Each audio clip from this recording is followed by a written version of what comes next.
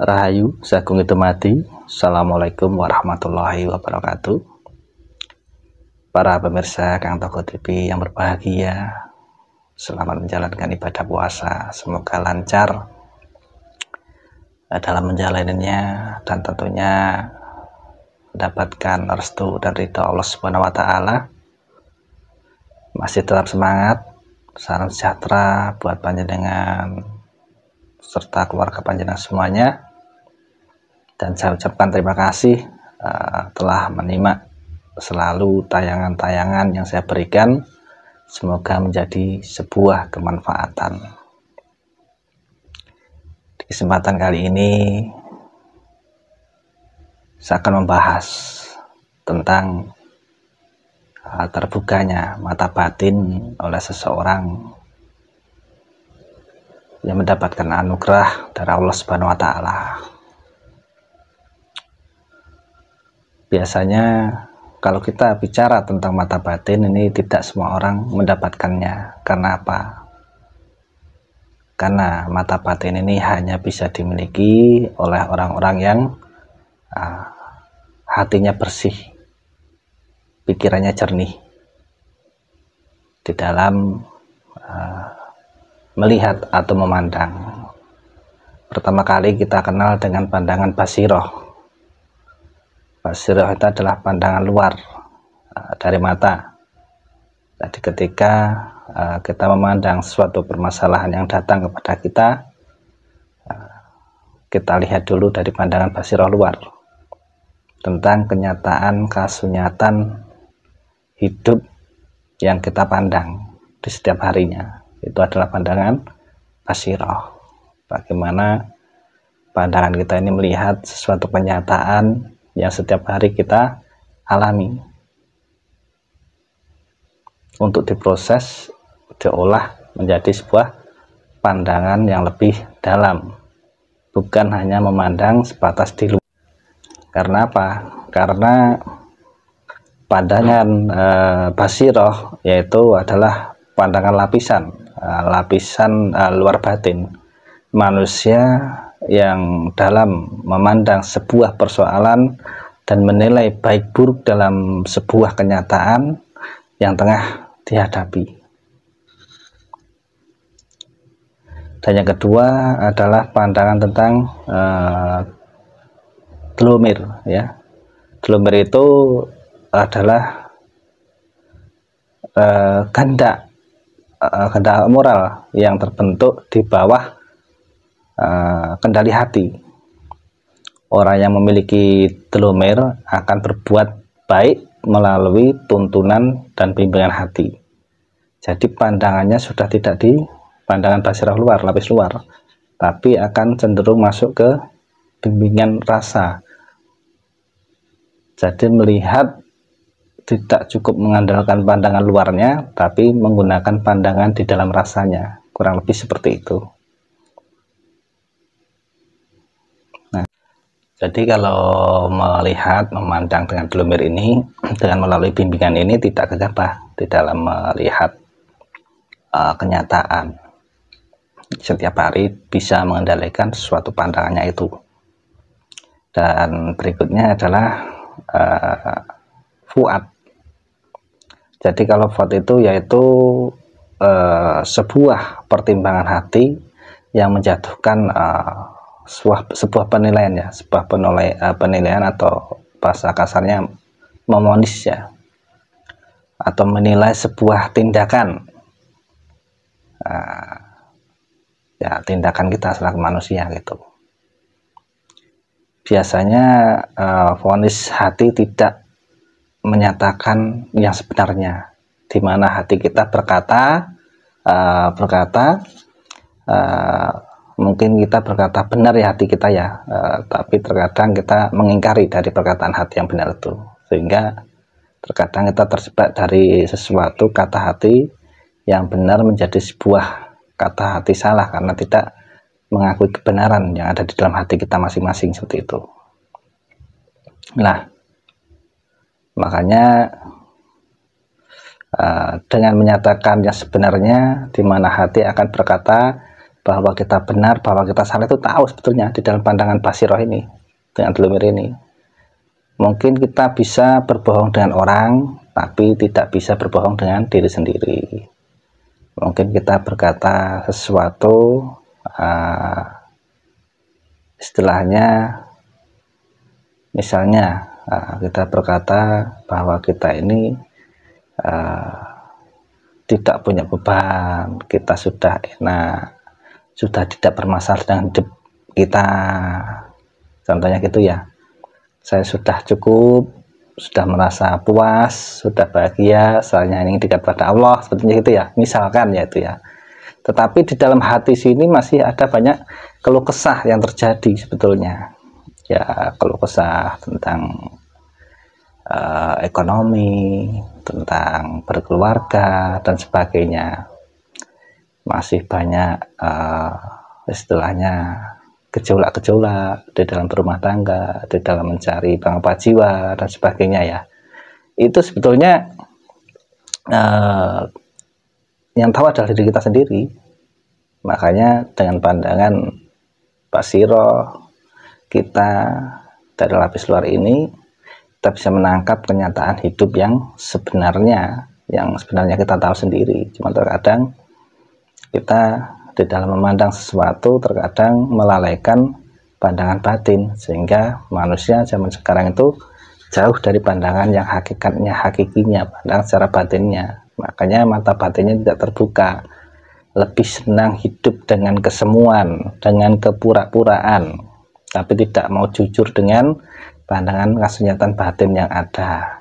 Makanya pandangan secara batin ini hanya dianugerahkan oleh Allah Subhanahu wa taala kepada para kasih Allah, para wali-wali Allah zaman dulu ya, yang mendapatkannya, tidak dimiliki oleh orang biasa.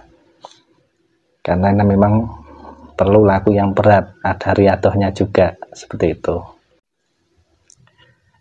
Setelah kita mengenal tentang basiroh, lapisan luar, kita mengenal dengan delumir ya.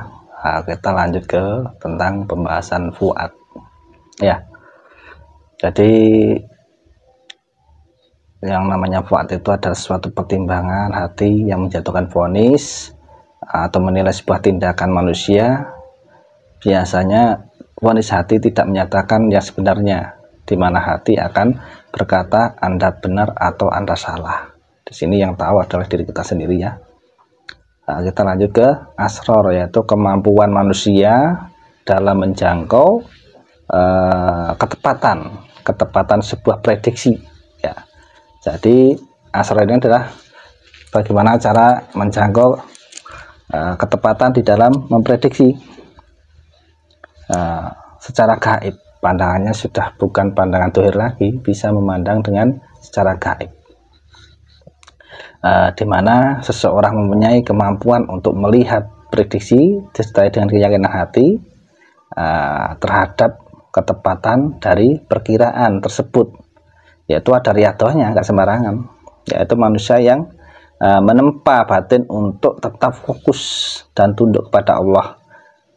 Dengan hal ini seseorang bisa mendapatkan bimbingan dan tuntunan dari Allah Subhanahu wa taala agar tidak jatuh dari karomah yang mengelabuinya. Karena hati-hati, manusia itu terkadang punya kemampuan sedikit dikira sudah mendapat suatu karomah yang lebih ya, padahal baru kemampuan sedikit yang diberikan oleh Allah Subhanahu wa taala untuk menguji kita.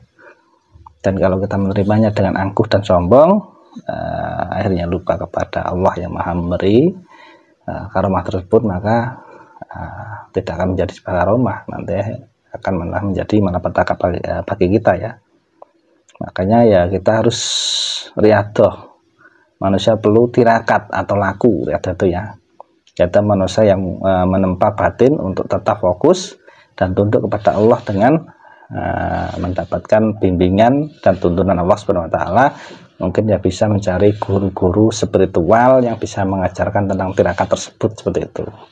Karena semuanya harus ada bimbingannya. Kalau nggak ada yang membimbing ya nanti takutnya tersesat jalan dengan riadoh yang dilakukan. Mungkin ada juga yang dianugerahi bisa riadoh dengan sendirinya, dibimbing oleh Tuhan langsung, tapi itu sangat sedikit jumlahnya ya. Tidak semua orang bisa demikian. Saya bilang tidak semua itu karena ada sih orang yang tanpa guru, tapi ya itu hanya sedikit saja, seperti itu. Nah, nanti kita akan belajar bersama. Kalau sudah ada yang membimbing ya nanti enak. Dengan apa? Dengan belajar latif ya, dengan latifah, yaitu kelembutan hati dalam memandang kenyataan apapun. Orang-orang yang memiliki latifah akan mempunyai rasa cinta dan belas kasih yang tinggi, di mana mereka akan memandang segala sesuatu dengan sudut pandang cinta dan belas kasih. Jadi latifah ini adalah kaitannya adalah kelembutan hati. Jadi kalau seseorang sudah mempunyai kelembutan hati di dalam memandang segala sesuatu persoalan, itu akan lembut, lemah lembut, karena menggunakan belas kasih Tuhan. Pandangannya adalah belas asih. Makanya orang-orangnya terbuka basirohnya, mempunyai ketajaman mata batinnya, mata hatinya. Beliau adalah orang-orang yang sangat lembut, yang mempunyai hati yang lembut. Nah, dan bagaimana terbukanya mata batin ini? Salah satunya adalah yang hatinya bersih, pikirannya jernih, dan juga tentunya sudah tidak mempunyai sifat iri, dengki, apalagi hasut ya. Iri, dengki, hasut, yang jelas sudah bersih. Nah, dan ini tidak gampang, ini juga proses pelatihan. Makanya saya ini membuat makalah ini hanya untuk sifatnya, untuk pengetahuan konsep saja. Nanti untuk memperdalamnya, monggo jenengan cari guru pembimbing spiritual yang mungkin Anda percayai, yang mungkin cocok pas di hati untuk belajar bersama beliau-beliau. Karena untuk membuka mata batin atau basiroh ini perlu pembimbing. Kita perlu kenal dengan orang-orang yang lebih dekat dengan Allah Subhanahu wa Ta'ala daripada kita, seperti itu ya. Dan juga di tempat saya di Palenggahan Karipan Nusantara ini adalah tempat riyadhah, tempat tafakur. Kami selalu belajar bersama-sama dan tidak ada guru dan murid, walaupun pembinanya, pengasuhnya saya secara langsung, tapi saya berlakukan ini adalah kita belajar bersama, kita seduluran. Nanti kalau mungkin ada yang ini belajar di sini, atau mungkin pengen gabung, monggo habis lebaran. Tapi bebas, jangan bisa cari guru kemana saja, tidak harus di sini. Nah, seperti itu pemirsa Toko TV yang berbahagia, yang dirahmati Allah Subhanahu wa Ta'ala. Mungkin kesempatan ini cukup sekian dulu. Besok kita sambung kembali. Semoga Anda selalu tercerahkan, selalu mendapat kemudahan dari Allah Subhanahu wa Ta'ala dari setiap apa yang penjenengan lakukan. Dan tentunya di bulan puasa ini semoga menjadi sebuah amal ibadah panjenengan lebih dekat kepada Allah Subhanahu wa Ta'ala, mendapatkan rahmatnya, mendapatkan restunya, ridhonya, sehingga kita selalu dalam kedamaian, kebahagiaan di dalam diri pribadi, di dalam berkeluarga, bersosial masyarakat, bernegara. Terima kasih. Ada kurangnya mohon maaf. Saya Agung Intimadi Rahayu. Assalamualaikum warahmatullahi wabarakatuh. Ambil Pak D.